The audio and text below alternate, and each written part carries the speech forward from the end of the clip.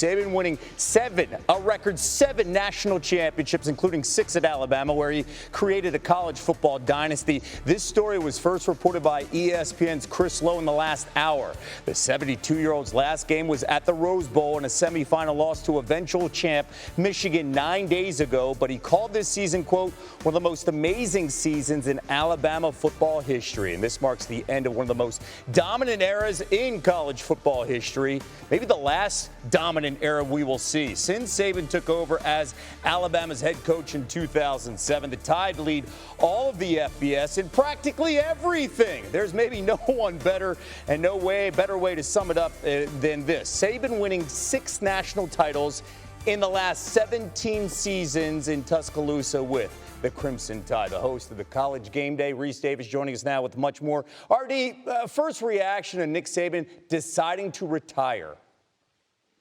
A little bit surprised, Kevin, not because it hasn't been discussed. In fact, I had a discussion with him about it a year or so ago.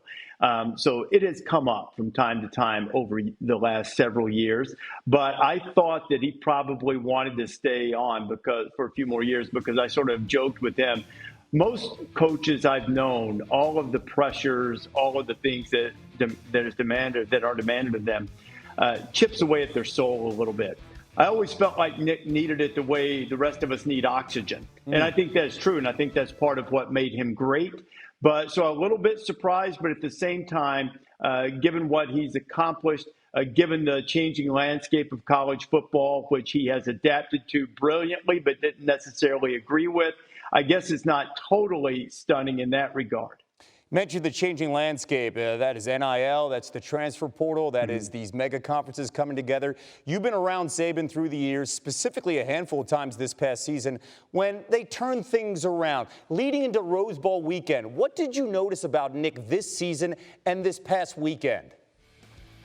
I felt like he got a great deal of satisfaction out of coaching this team, because there have been times at Alabama, because of the dynasty, which I believe to be the greatest in the history of the sport, that I think it has been frustrating to him because people become complacent. They take things for granted because they operate like regular human beings, which he often did not, in terms of being continually driven, continually in the moment, never being complacent.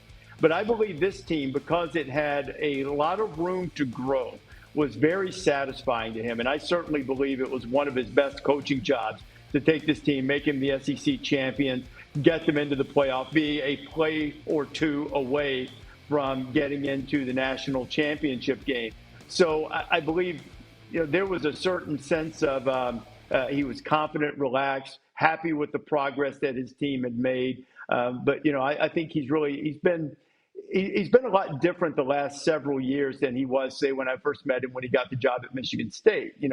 People do that. They change over a period of time. And I think his appetite to learn, his appetite to be able to relate to the players, to try to get the most out of them, to help them become the best versions of themselves on and off the field. Really, I'm not sure that anyone has done it at a level that high over this period of time as he has during his time at Alabama.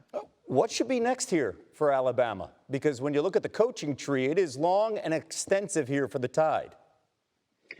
Well, I think the first call, and there's a pretty hefty buyout that goes with it, and certainly reasonable for this person to be very happy where he is. But I would say the first call, if I were Greg Byrne, the athletic director, would go to Dan Lanning, the coach at Oregon. He's certainly familiar with the way things operate in the Saban system, having been a GA there and having worked for Kirby Smart and having had great success in his first couple of years as a head coach at Oregon. I think that's where you start.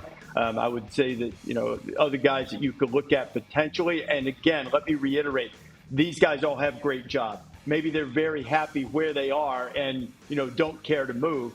But if I'm Alabama looking, I would certainly reach out to Kalen DeBoer. I would look at Mike Norvell and reach out to him. Those are all guys I think you reach out to.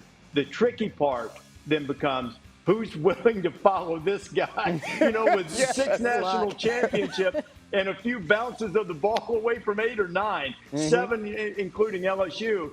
And I said, I want to point this out about his time at LSU, Kevin, which one of the reasons that I believe him to be the greatest ever. For half a century or more, LSU was the sleeping giant, the coaching graveyard. They should be great, but they aren't. And he fixed it. He fixed LSU to such a degree that they've been able to carry it into subsequent tenures where two other coaches have won national championships there.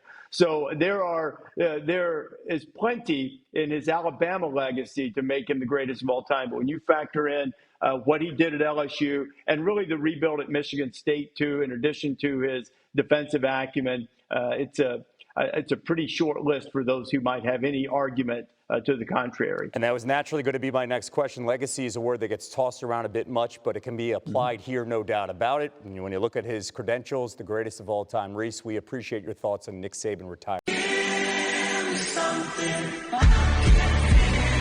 Try to take